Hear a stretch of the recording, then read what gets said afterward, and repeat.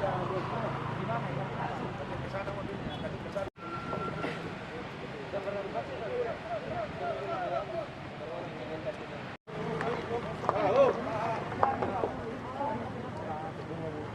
di sini dulu.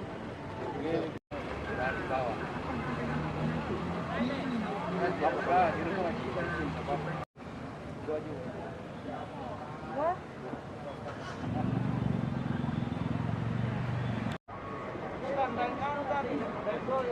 Siapa lagi? Soyo.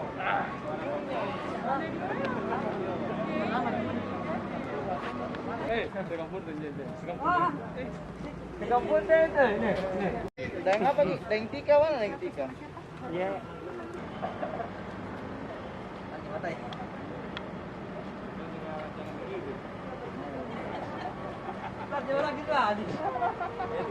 Kirim matang.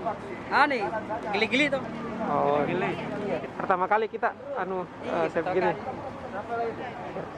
Supir kita atau Angkutan umum. umum dia? Iya. Sudah Waktu ditusuk, Iya. biasa-biasa aja lah. Oh. Dengan adanya pemeriksaan ini seperti apa Pak menurut Pak? Ya, seperti apa? Yang bagus juga untuk kepentingan masyarakat bersama tuh. Oh, Supaya kita bisa tahu juga bagaimana kendala dari corona.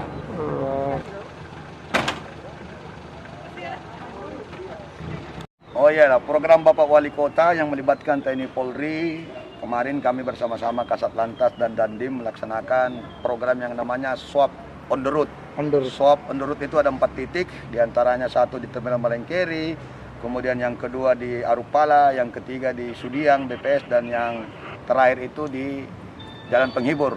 Untuk kegiatan yang saya pimpin, yang di wilayah Malengkeri ini, kita telah melakukan dalam waktu 1,5 jam itu 43 yang kita swab on the road ya. Dari 43 itu kita acak, penumpangnya itu alhamdulillah itu 43 orang itu negatif semua. kalau targetnya sendiri, Target kita kan ya sebanyak mungkin kita bisa melakukan swab, semacam testing untuk melihat sejauh mana penyebaran COVID.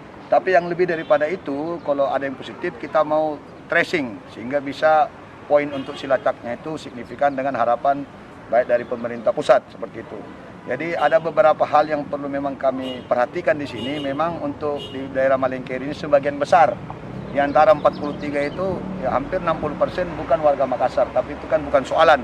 Nanti kita akan menyampaikan hasilnya itu kepada tim terpadu penanganan COVID pada tingkat Kabupaten Goa. Jadi ini kita acak, ada kendaraan angkutan penumpang dan kendaraan pribadi. Seperti itu.